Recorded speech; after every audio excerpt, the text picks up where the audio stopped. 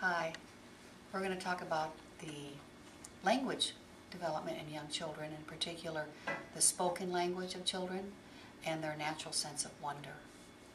Now, traditionally, often language is given in what we call a 3-period lesson, but because the child is so sensitive to the acquisition of vocabulary at this young age, often you don't have to do anything very formal. Walking down the street, walking through the park, the child says, "What's this?" and you give the name, because that's the child's natural inclination to be interested in so many things in the environment. So this particular activity is called picture object. Obviously we have pictures and we have objects. And the rationale for providing both is to give the child something very concrete and something a little less concrete by using an abstract picture. How do we present this? We start out by showing the child the picture. Now the child is sitting right here next to me. This is my left. We start in the upper left-hand corner to give the child a sense of order from left to right progression. I show the child the picture. Below, giving the language. Now the child has to make the association of the picture and the object. The child looks to see if they can find the below. The child finds the below. Do you see how they look alike, but not exactly? So there's a little bit of a challenge for the child.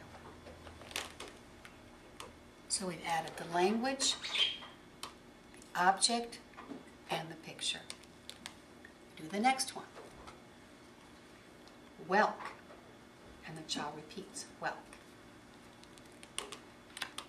Let's see if we can find welk. The child looks again and finds welk and matches it. A one-to-one correspondence, and continues to do this. Cone. At this point, I'm just going to guide the child.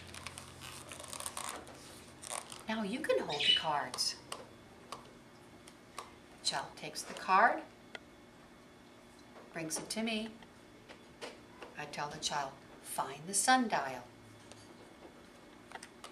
And the child matches. Now some of them are difficult to find. And when the child has difficulty, often,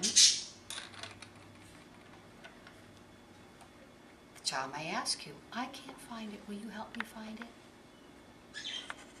And you will match.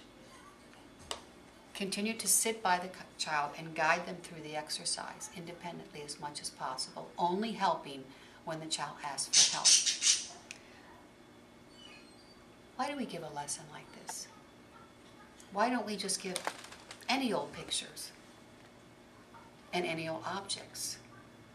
It's because we're capitalizing on the child's natural sense of wonder. Real objects, real things.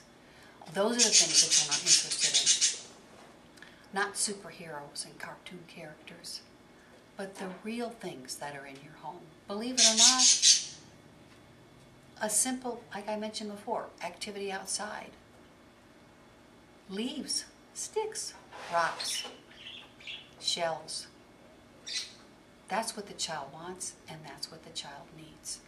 So one of the first exercises we give to enrich the child's vocabulary is called picture object. You can do that at home too.